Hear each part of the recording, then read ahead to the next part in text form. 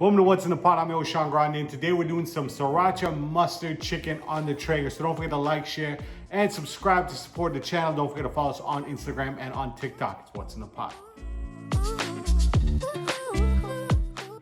Thank you very much for tuning into What's in the Pot. So for our Sriracha Mustard Chicken, what I'm doing is I have half a chicken, wash and clean. I washed it and cleaned it out with a little bit of lemon juice, a little bit of vinegar, and now we're adding about a tablespoon of sriracha sauce and mustard sauce. You can use any kind of mustard you have on hand.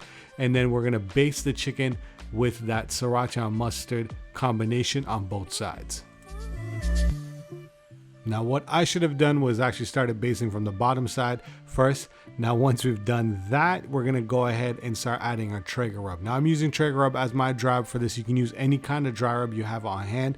For me, I love the Traeger rub. All the flavors, all the spices combined together works perfectly with this mustard and sriracha combination. Now the next thing we're gonna do is we're gonna go back to the other side, put a little bit more of that sriracha mustard on top, and then we're gonna go ahead and add some more of our Traeger rub. Remember, be very liberal when you're putting on your dry rub.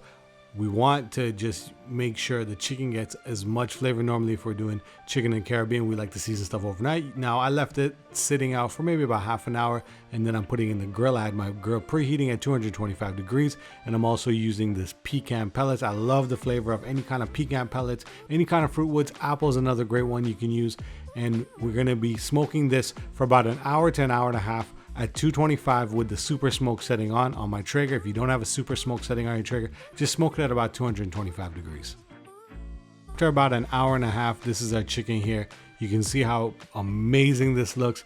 Now what I'm gonna do is I'm gonna crank up the heat to about 350 degrees, and we're gonna smoke the chicken or cook the chicken on the grill until we reach an internal temperature about 165 to 170 degrees. Now it took maybe about 45 minutes for the chicken to get up to 165 degrees internal. So we're gonna take this out of the grill and take it inside. So what I usually do is when I bring my chicken inside, I usually let it sit for maybe about 15 to 20 minutes.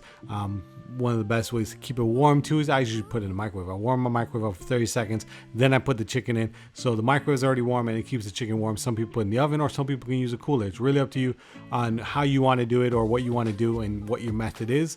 But let's take a closer look into this chicken. I love especially the leg and thighs. I like just chop it in half. You can see there's no blood in the bone, so you know that chicken's cooked perfectly.